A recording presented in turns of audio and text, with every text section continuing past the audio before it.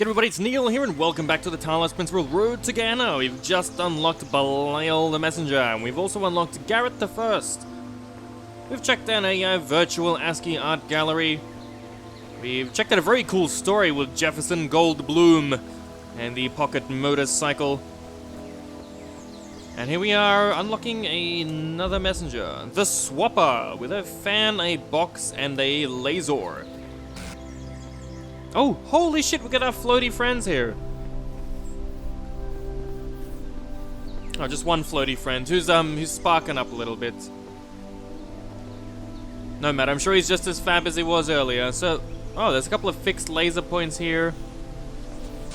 Okay. Oh, there's a star up there. The stars are back. Well, the first thing I'm looking to do... Oh, hold on, there's a red laser here too. Holy snap and duck shit, mates. Well, let us open the door. We can do that. And I'm gonna race on through. And... oh, another pug demon. Oh, I can't take the box, not yet. Aha, so there's two blue doors, and I assume... what I assume is a red door. So we will take... ooh, this is a good one. I assume, given the fact we have this box, that I need to put it on my friend's head. We have a fan here. I assume we need to put on this door. I'm actually gonna... I need... oh, yeah, we can blow the guy away with this. Alright. Blow the guy, comma, away. This is a... it's gotta be a red door. It's gotta be a red door, man. Well, we'll figure it out. Okay, so our buddy actually gets close enough for us to use the cube. I mean, we can block him as well, I suppose, but, wonder... there we go. I don't really know... I'm kind of flying blind. I'm really just stabbing in the dark. Let's connect... oops. Let's connect that to... before I get hit again, actually. I'll go up to this and to this. Oh, he just hurts me. He doesn't blow up. That's right. Alright, so this, I feel like it's gonna... I can only connect one laser onto... oh, shit. Oh, no. Fuck. I can only connect one laser onto him. I feel like I can get through 1, 2, 3, 4. 1, 2, 3. There is 4 doors here. Oh, for fuck's sake. So, I'm hoping to successfully get this laser on his bloody head. And when that's there... okay. I didn't connect it up to the main power source because I'm an idiot. Alright, so let's... before we short circuit, let's take this back. Come on, mates. That's what we want. That's not that bloody hard. Come on, come on, come on, come on. Oh, and I got it back in time. Alright, so what I'm gonna do is actually take the fan... oh shit, take the fan with me. He's not... he will unlock the door, I'm sure of it. We got it? Yeah, we got it, mate, we got it. And we chuck that fan on, that'll unlock that one. Oh, we can! Look at this, look at this, look at this. It's beautiful, isn't it? But it is a red one. Of course it's a red one. Oh, look at him. Look at him, he's walking there, he's getting taunted. I gotta wait, come on, mate! Fucking hell. I have no idea, actually, how to do the red one. Beautiful. Okay, so we know that my final fears were confirmed. In that... oh, shit. Oh, too slow on the draw, man. My fears were confirmed that last door is in fact a red one. And... what else? There must be... it says the Swapper. It says the Swapper, like there's something I can do about it.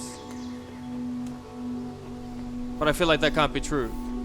So we'll put this back here, just because I gotta put it somewhere, right? Alright, so we're standing back here on the, the platform ready to chuck the cube on our mate's head. Now, there's a peculiar physics, I suppose, a physics effect that this game does. And it kinda does it when you got multiple laser sources. And I'm not sure if this will work at all, but what I'm expecting here is I put this laser down and I put it on my mate's head. Now my mate will carry it back and forth. But while the blue laser is shining, the red laser is not in view and the red laser does not interfere. And vice versa is also true. When the blue laser is shining, the red laser doesn't interfere, the red doesn't interfere with the blue, and blah blah blah blah. And I'm hoping everything can open up now. So we still don't have the cube though, but that's okay, we can take that off. That's had its intended you can't win. There it is. That's actually how we do it. You can see it working now, it's only red. There we go. I've cracked this puzzle. I've just had the terrible timing. So what you do is you hook up the all of the things together.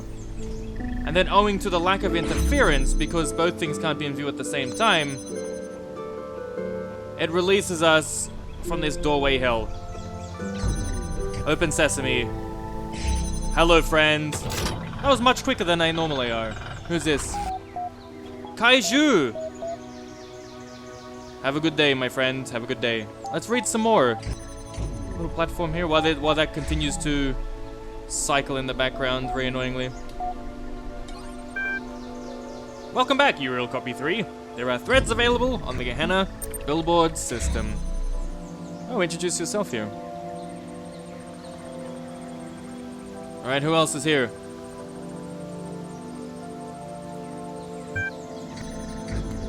Oh, somebody. I got upvoted. How fascinating.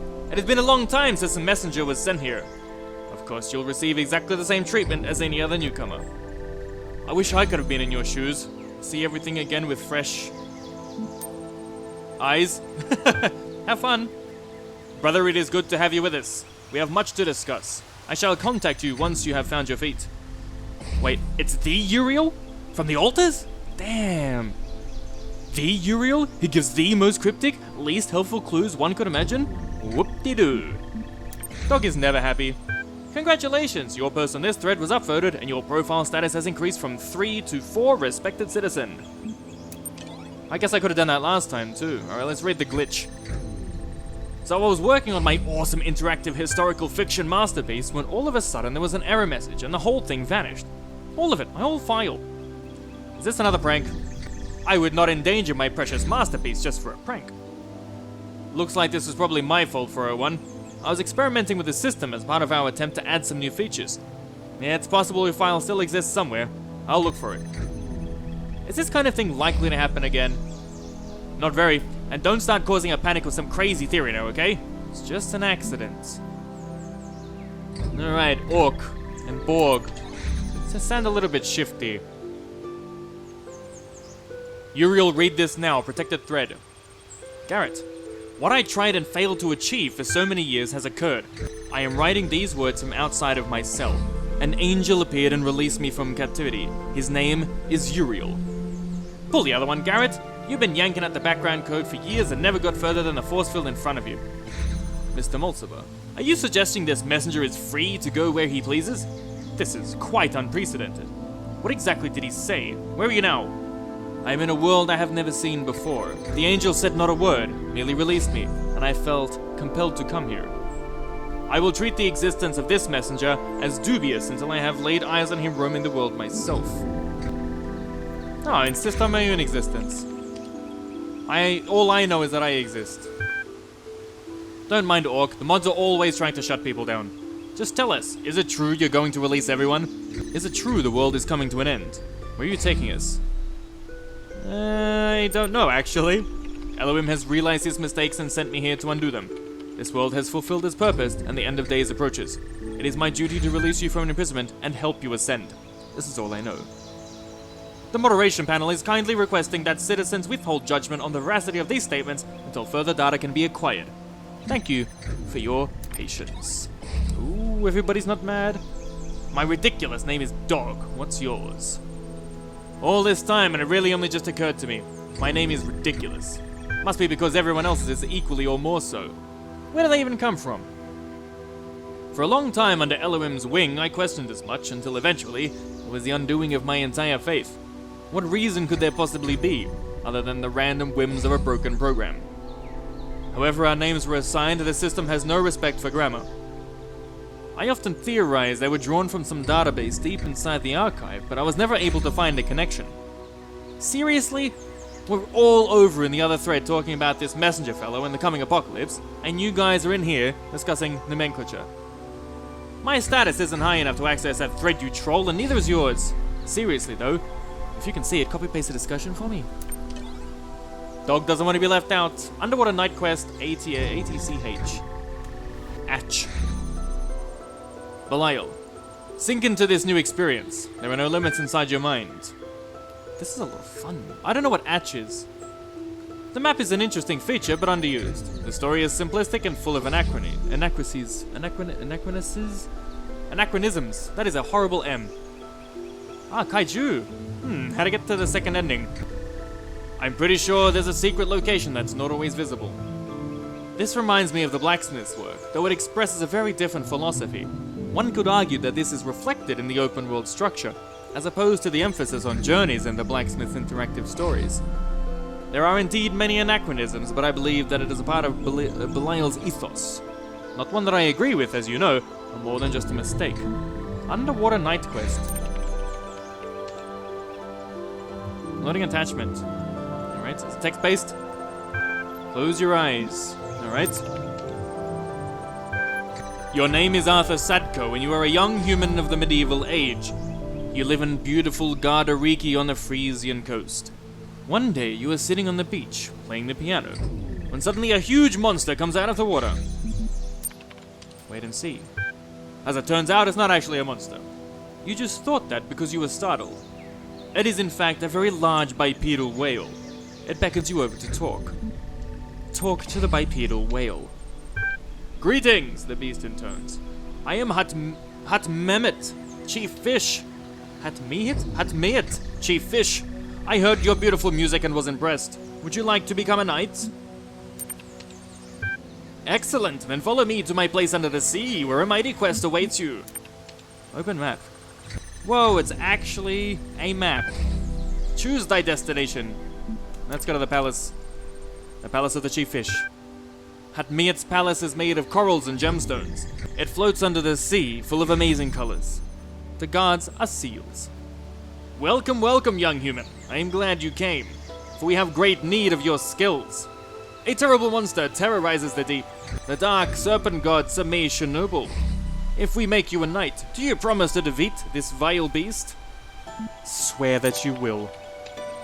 Very well then. I pronounce you Sir Sadko of Norfolk. Go and vanish our enemy. You may want to prepare first.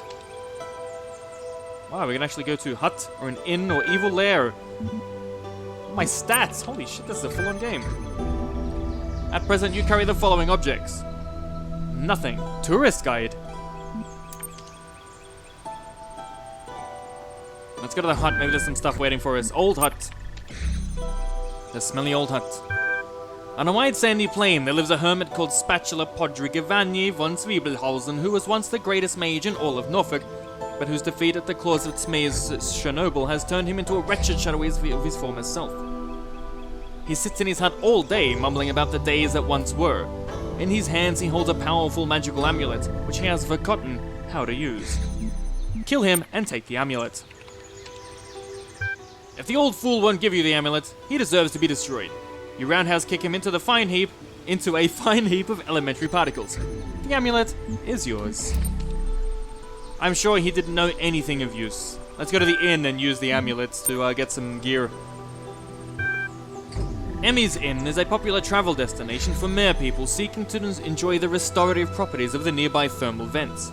It's a lovely building, 3 stories, classic hypothalasian Norfolk style.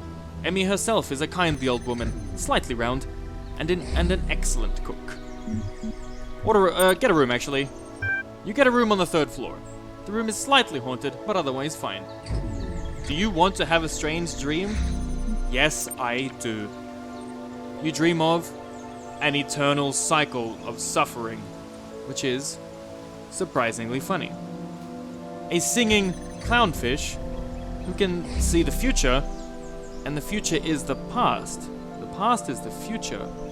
The present is suffering, surrounded by past and future. The clownfish is trapped in a fishbowl where the stars never change. There's a cat for some reason, and an infinite void that turns inside out. You are the clownfish.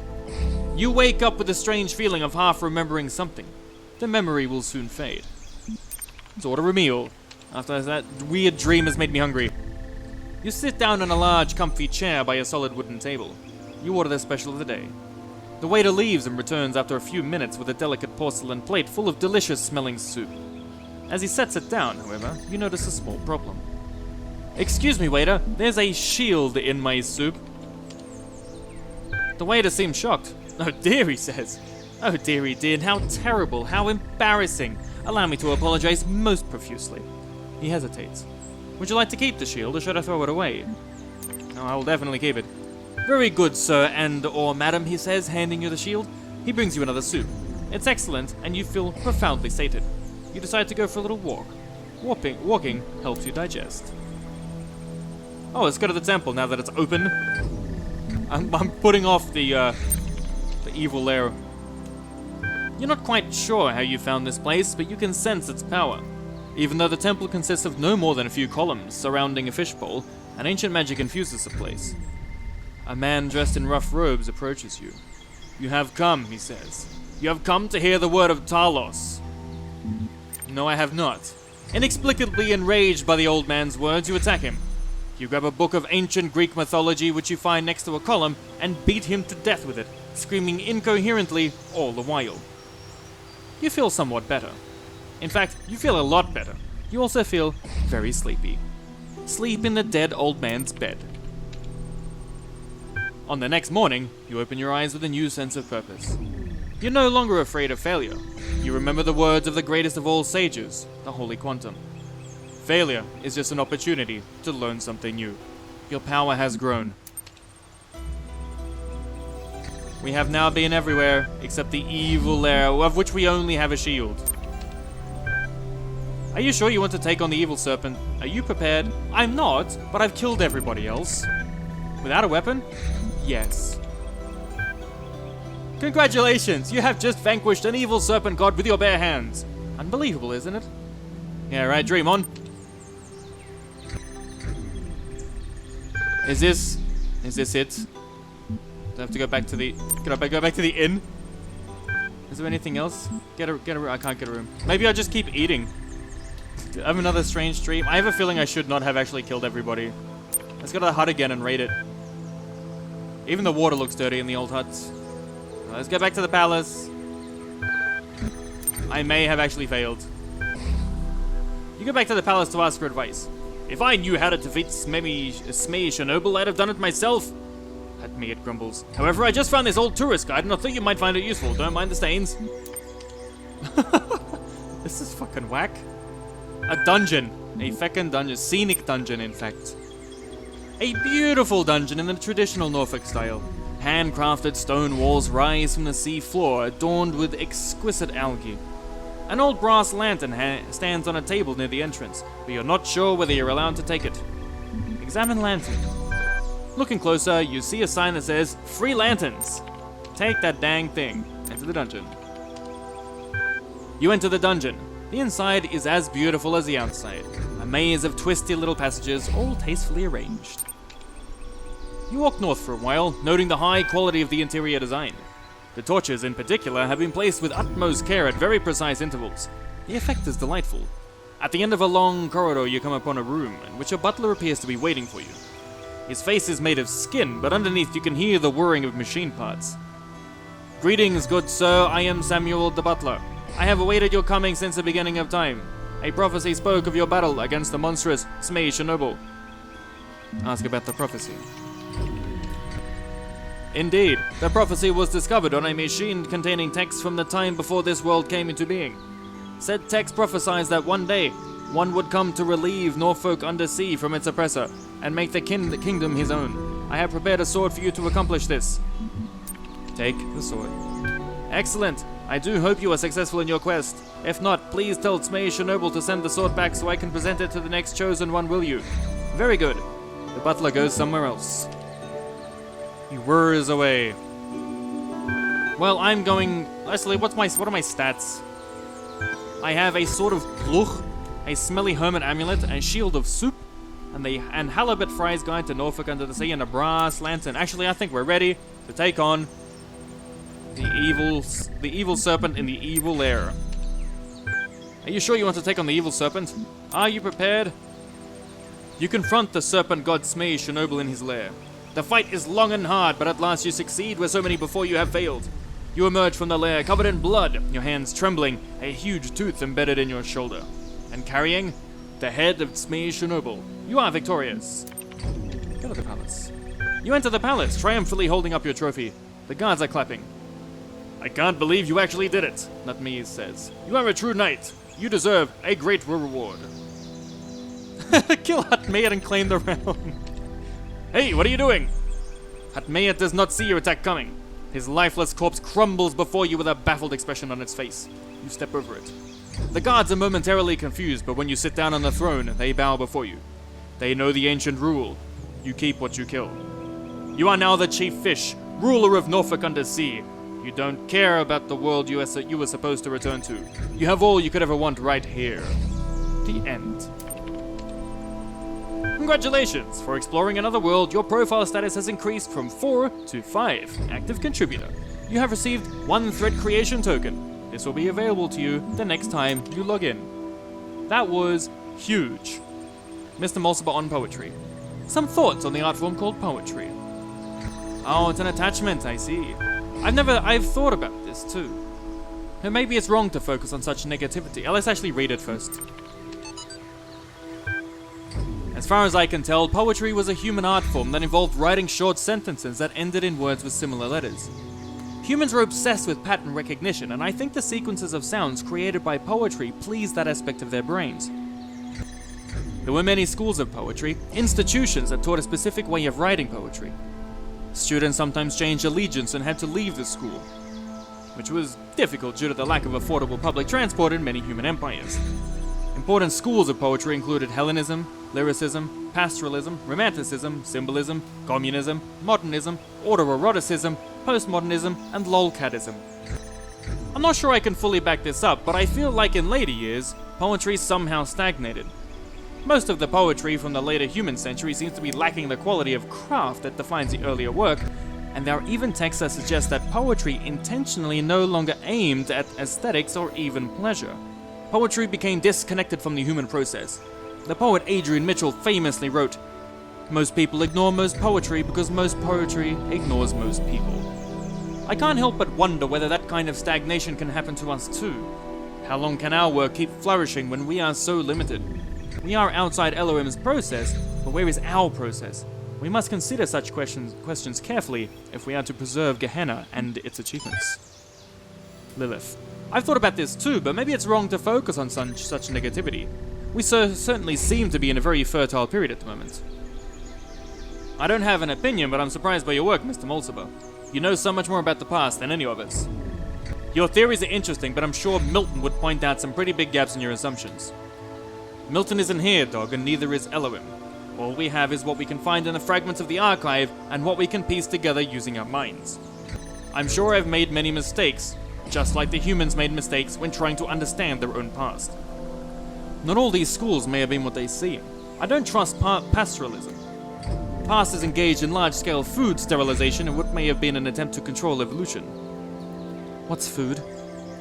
Gehenna is our process, Mr. Mulciber. As long as we remember that, we won't stagnate. Maybe one of us should try to write poetry. An historic occasion at 6+, which we are not allowed to yet access. That is a very enlightening process. Very long, enlightening process. That was a very cool game. That was actually longer than this entire puzzle, that game. Well, I'm gonna take a bit of a... There's two puzzles here. That was pretty stressful. Oh, let's read this QR code just quickly. And the souls of the dead shall be gathered into the spirit, and the spirit shall flourish. We will hang out by these statues. I am Neill. This is Talos Principle, Road to Gehenna. Whew. Talos Principle, Road to Gehenna. The last puzzle just took it right out of me. Thank you very much for watching, everybody, and I will see you next time.